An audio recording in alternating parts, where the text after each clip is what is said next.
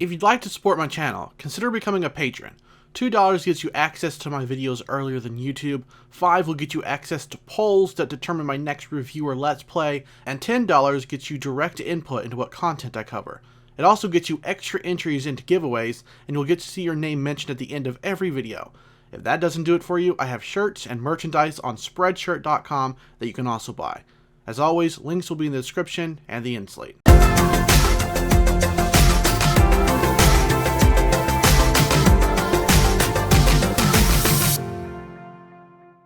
Hello lords and ladies, welcome back to Cartoon Hangout, your place for all things cartoon.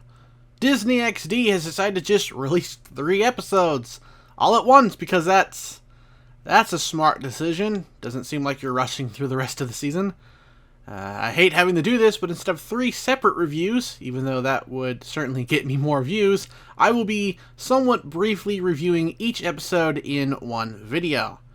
Now, I believe I said in my previous reviews that Spider Island was not off to the best of starts. The episodes weren't both horrible, just that I was let down by them in different ways.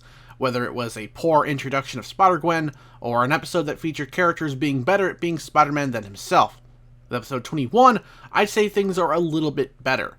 I don't quite have that many complaints regarding part 3 of this story arc. The better part of the episode is spent on Peter and friends hunting down a monster Gwen and dealing with Kraven's return.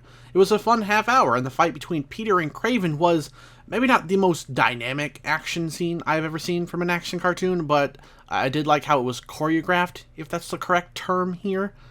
Next is episode 22, part 4 of the Spider Island arc. I don't have as much to say about this particular episode. It's really good. Some positives are the Jackal making for a terrific villain, thanks in part to his voice actor, which I think is John DiMaggio, maybe? And Anya is just wonderful in this episode. She's gotten the hang of her powers and just seems like a much better character than she was when first introduced. The progression of the Spider Island story is also coming along nicely, too. It's not anything too clever, but it's written fairly well, with the exception of part 2 anyways. There's a few moments where the animation seems to lag, and as another fan pointed out, the slow motion parts do more to highlight some janky animation than highlight something amazing. And then moving on to the finale, and what a finale it is! Though the wrap up to the whole episode was a tad on the quick side, not really a huge complaint, I just wanted to check in on everyone, it still managed to be bombastic throughout. Anya continued to be a great addition to the team, in a way even better than Gwen, really. The episode was appropriately tense as our heroes were down to the literal wire to stop a bomb from exploding, and we may have seen the final split between Peter and Harry now that Pete's identity is known to him.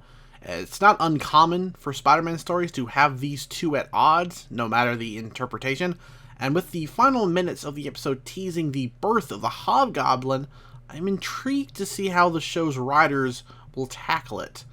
Despite Harry's hatred of Spider-Man starting off poorly in terms of writing and execution, the last few episodes have definitely handled it rather well. I am worried about the Hobgoblin coming before the Green Goblin, though. I'm just nitpicky that way, you know? Maybe it's a slight homage to Spider-Man the Animated Series.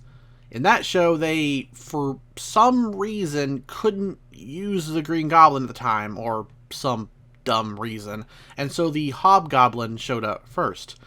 Either way, I believe that is the next story that we're going to be getting, so we won't have long to wait. And that finishes up my review of the Spider Island story arc. It didn't start off on the best of feet, but by the end, it certainly ended up sticking the landing. Let me know if you liked or disliked this story, and what you'd like to see from the coming episodes.